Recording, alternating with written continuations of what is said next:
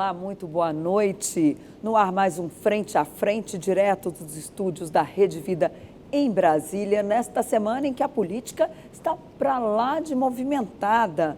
A semana já começou com o Tribunal Superior Eleitoral homologando a criação do União Brasil, o partido que é fruto da união do PSL, o ex-partido do presidente Jair Bolsonaro, né?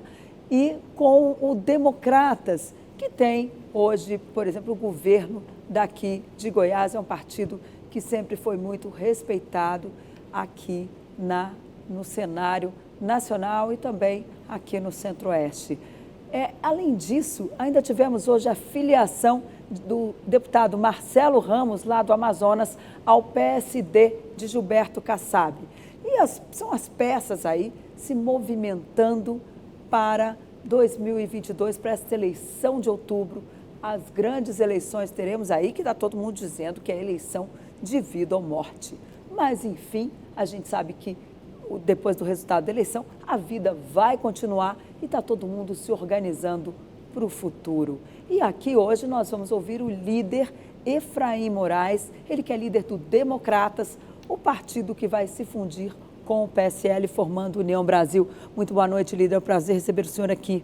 Boa noite, Denise. Boa noite, Zé Maria. Saudação aí aos nossos telespectadores, todas as plataformas, né, que nos acompanham. Para a gente é uma alegria discutir essa semana.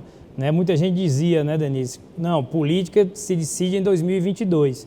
2022 chegou. Então, acho que é hora de tomar essas decisões. O União Brasil se trata de um movimento estratégico, inteligente do ponto de vista político, forma a maior bancada do Congresso Nacional, 81 deputados. Isso traz consigo tempo de TV e rádio, que também é decisivo nas conjecturas estaduais.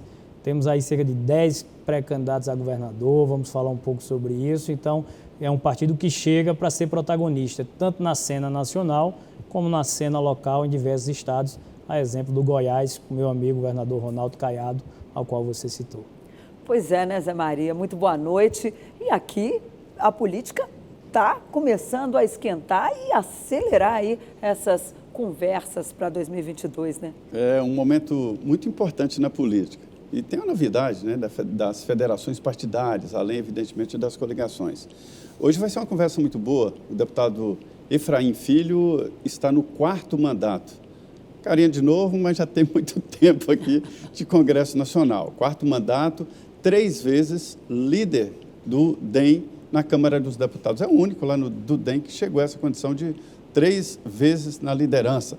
E agora aí está propondo ser o senador pelo estado da Paraíba. Isso é muito importante. Então, uma conversa muito boa, muito experiente aqui nas articulações políticas. Deputado, eu começaria exatamente pelas federações. Quando foi aprovada a lei eleitoral com as federações, eu li os detalhes e falei, ninguém vai aceitar uma coisa dessa, não. Isso aqui é um casamento de interesse sem a possibilidade de divórcio em 4 anos, né? Mas eu estou vendo esses partidos falando demais de federação. O senhor acredita nelas? Olha, Zé Maria, vou aproveitar a experiência com a qual você se reportou, né? São 4 mandatos aqui. E aproveitar até o apar, Denise, para dizer que é por isso que alguns me chamam de Uber, né? Carro de aluguel, que diz que a cara é de novo, mas a quilometragem é rodada. Né? Então, a gente tem conhecimento ali daquele regimento, dos meandros ali daquele plenário. E isso tem nos ajudado, claro, no exercício da liderança. O Democratas, Denise, você fez também uma referência a isso na sua fala, é um dos partidos protagonistas da agenda do Brasil. Né? Há pouco tempo atrás presidia a Câmara e o Senado, né, com Davi Alcolumbre e Rodrigo Maia. Claro que o poder tem alternâncias, mas continua sendo um partido que tem protagonismo nessa agenda. E vem do antigo PFL, que era um partido grande, o maior, chegou uma época que era o maior da Câmara dos Deputados. Comandou a Câmara várias vezes. Nos tempos da presidência do saudoso Luiz Eduardo Magalhães, entre outros. Então, Zé, eu vou lhe dizer, e aí com conhecimento de poucos, a Valia falava sobre isso ontem à noite, após a adesão do TSE, porque o tema federação acabou entrando no jogo. Se fosse para o DEM e o PSL fazer a fusão hoje, já às vésperas de uma eleição, não teria acontecido. Porque aí você já passa a ter o olho naquela situação imediata que vem ali, né? O olho para o umbigo, o olho para outubro. Então, algumas conjecturas, decisões que permitiram que acabasse acomodando, né, esses desejos de ambos, se fosse agora às vésperas, não. Por isso que o seu pensamento está absolutamente correto. É muito difícil você viabilizar uma federação, né, com 2 partidos do mesmo tamanho. Se for algo assim, quase uma incorporação, é possível. Mas a fusão, como estavam falando aí de PT com PSB, o próprio Cidadania com PSDB, quando você vai para a realidade, em cima até se organiza. Na realidade local, nos estados, é desafiador. E veja só, está começando a entrar na cena, porque a gente tem ouvido os burburinhos, as eleições municipais de 2024. Isso. Né? Você tem lá em São Paulo o problema do PT com o PSB, porque tem gente querendo ser de cada partido candidato a prefeito, só vai poder ter um. E aí o Supremo vai deixar que tenham esses contornos ou não? Vai ser uma forma de burlar o fim das coligações ou realmente vai valer o casamento para 4 anos? Mas os pequenos é a questão de sobrevivência. Aí os pequenos é uma questão de sobrevivência. Aí seria quase uma incorporação. Né? Você tem partidos ali, PCdoB, Cidadania, PV, que estão ali discutindo com o PT. Que estão discutindo para uma forma de poder ganhar um fôlego aí para tentar fazer uma travessia desses próximos 4 anos. Ontem, Luciano Bivar, que é presidente do PSL e deve presidir, inclusive, o União Brasil, dizia numa entrevista que, olha, a nossa federação com o MDB está praticamente fechada, está andando muito bem. O senhor acredita que essa federação sai? Não, vamos lá, vamos posicionar. O presidente Bivar falou que estava em processo de negociação, que esses processos já estavam acontecendo, dialogando. Eu acho que é natural, o presidente Bivar tem, né, essa condição como presidente de estar na mesa, de dialogar. Mas eu acabei de falar, o desafio de unir DEM e PSL foi tão grande. Tem alguns estados ainda que nem tem a definição anunciada. Para você começar a falar com o MDB, então acho que pode ser o caso mais provável de uma aliança do que necessariamente de uma federação. Ou seja, então deixa eu ver se eu entendi. Primeiro tem que arrumar a casa, pegar ali os integrantes do DEM, do PSL, organizar quem vai ali comandar cada diretório estadual e aqui o distrital, e para depois ver se fará uma federação. E como o tempo para a federação é curto, vai ser difícil sair. O próprio MDB, é isso? Exato, perfeito o seu raciocínio, não é? Irretocável. E agrega uma coisa, o próprio MDB também tem que arrumar a casa internamente, porque tem situações lá dentro... Internamente e eternamente, né? Eternamente. Gostei do trocadilho, Zé. Então, mas vou citar o caso da Paraíba. Você tem o senador veneziano que anuncia sua pré-candidatura, mas que vota no presidente Lula. Não é na Simone Tebet que ele defende o PT lá. E apoia o PT. Ele tem a interlocução de apoiar o nome de Lula. Então, nem o próprio MDB tem dentro da sua casa também arrumada. O Renan está defendendo já a retirada da candidatura da Simone Tebet. Por isso que eu digo que é muito mais provável que possa haver uma aliança, se isso for viável lá na frente, do que trabalhar uma federação nesse curto espaço de tempo. Agora, deputado, geralmente o primeiro turno visa definir ali quem tem mais votos e tal, e o segundo turno é que se fazem as alianças, né? A impressão que eu tenho é que agora já estamos partindo diretamente para o segundo turno. Todas as alianças estão nesse sentido. Zé, é muito interessante esse seu ponto de vista, e aí eu vou usar da experiência, porque nós estamos praticamente na segunda eleição do fim das coligações. E isso é o que gera toda a antecipação. A primeira nacional. A primeira nacional. Eu estou dizendo porque eu experimentei a municipal. Eu sei, e aí eu já consegui pegar o chip, esse feeling, tá certo? Desse chip novo. Porque tem muita gente ainda pensando no chip do passado, quando o processo de negociação ia lá até as vésperas. Só que agora você tem que montar partido. Tem que saber quem é candidato a governador e quer ser, tem que decidir agora quem é ele, quem é a sua equipe, com quem vai, porque as pessoas estão escolhendo. Então, realmente esse processo antecipou para o 1º de abril, faz com que a movimentação agora seja muito mais intensa, não só do ponto de vista de quadros, mas de estratégia política mesmo, com quem eu vou, quem são minhas alianças, qual é o meu caminho. Por um lado, antecipa o processo? Sim. Torna mais desafiador agora? Sim. Mas ele dá mais clareza daqui para a eleição. Você já tem as pedras no tabuleiro para poder jogar o xadrez. Porque acontecia muito, e o nosso telespectador deve lembrar de memória, principalmente aquele que gosta de acompanhar a política, que você tinha muitas vezes gente trocando, né, o partido, o apoio lá nas vésperas na coligação. O cara era base do governo, até o finalzinho, e lá na convenção ele pulava, porque ele era one man show, que eu falo, é o partido de uma pessoa só. Como podia ter coligação, ele não se preocupava em montar partido e via lá para quem estivesse oferecendo mais.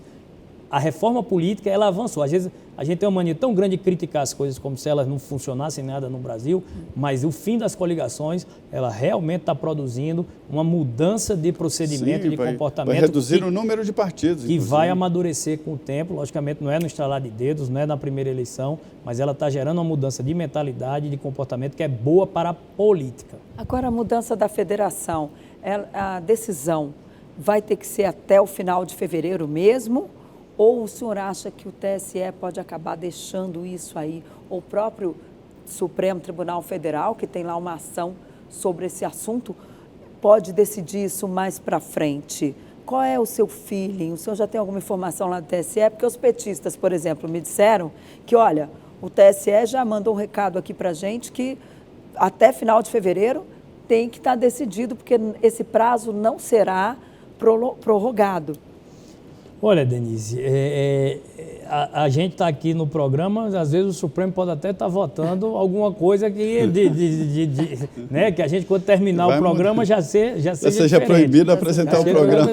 Tem uma ação no Supremo, com previsão de votação essa semana, que trata desse destino das federações, exatamente sobre a questão de prazo. No TSE é prazo, no Supremo é a constitucionalidade. A constitucionalidade, exatamente. Mas o Barroso, ele trouxe esse elemento para dentro da decisão dele, porque, diferente da lei, ele antecipou para o prazo de 1º de abril. Registro de partido. Que é o prazo da filiação normal. E está certo, Barroso. Porque imagina que eu vou me filiar a um partido, eu tenho prazo até 1º de abril, e se o partido tiver até 31 de maio para fazer uma federação, quer dizer, eu me filiei pensando numa conjectura. Entra no outro. E é outra realidade, né? Vai ter então, outra. O correto e o adequado, para que seja uma regra clara e que seja válida para todo mundo, é que o prazo das federações seja o mesmo prazo final, né, de filiação para poder disputar as eleições em 2022, ou seja, 6 meses antes do pleito. Agora, eu nunca vi uma eleição tão complexa. É difícil, a gente olha, conversa com deputados e senadores e ninguém tem certeza de nada, né? O que aconteceu? Que reviravolta foi essa? Não foi só o fim das coligações? Olha, Zé, o fim das coligações, ele traz uma situação da vida real, pragmática. Mas acabaram as grandes lideranças hegemônicas nos estados? Não, aí o que você tem nos estados é um ambiente de polarização nacional e a expectativa de um surgimento de terceira via. Então, está todo mundo ali meio que navegando para esperar um cenário um pouco mais sólido.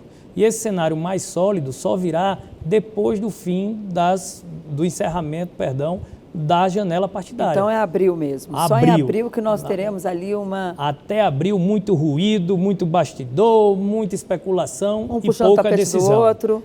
E pouca decisão. Definições, no meu entender, com o encerramento da janela, sabendo quem fica, quem sai. Eu até brinco, você não pode jogar xadrez sem saber quem são as pedras brancas e as pedras negras. Então, acho que agora a gente vai ter que esperar até abril para saber quem são as pedras brancas, as negras e ver como é que se articula esse xadrez. Uma certeza que a gente já tem é o fundo eleitoral do União Brasil, que é quase de R$1 bilhão. Como é que vai ser gasto esse dinheiro? União Brasil deve ter candidato a presidente da República? Ou vai haver uma distribuição ali por estado? Como é que vocês estão planejando esse gasto eleitoral, essa despesa eleitoral? Olha, Denise, a gente tem que jogar com a regra do jogo. E ela deu à União Brasil essa vantagem competitiva. E claro que ela tem que ser usada com estratégia. Se o União Brasil não tiver, né, um candidato competitivo a nível nacional, nós vamos ter que focar na primeira meta, que é a bancada no Congresso, e na segunda meta, que é a eleição de governadores. São mais de 10 governadores, pré-candidatos a governador, 3 deles candidatos à reeleição, Goiás, Mato Grosso e Rondônia. Tem o Assemineto na Bahia, tem o Jean Loureiro, que é o prefeito de Floripa, em Santa Catarina, tem o Miguel Coelho, candidato lá em Pernambuco. Ou seja, a meta da União é sair das urnas em 2022 como o maior partido do Congresso, aquele que elegeu o maior número de governadores, e aí a cena nacional será a terceira meta, que dependerá dessas duas. Por isso, a partir de abril é que a gente terá já existe ali uma união mesmo lá no seu estado, e em vários estados eu vejo que os dois... O PSL não tinha tantas raízes assim, facilita, né? Facilita. O Democrata era um partido mais orgânico, de construção de consensos, né? E o PSL tinha já uma debandada precificada, né? Não é novidade para ninguém que 30 deputados iriam sair ali para acompanhar a filiação do presidente Bolsonaro em outros partidos. Então, ficou fácil, porque ficou muito espaço vazio e que não deu tanto conflito e tanto atrito como uma federação hoje, a gente conversou sobre isso no início, né, poderia provocar. Perfeito. Pois é, nós estamos aqui no Frente a Frente, diretamente dos estúdios da Rede Vida aqui em Brasília, com o líder do União Brasil. É a primeira vez que oficialmente está sendo tratado assim como líder, é o primeiro líder do União Brasil. O partido foi oficializado ontem pelo Tribunal Superior Eleitoral. Nós vamos agora ao intervalo 2 minutos e aí voltamos, né?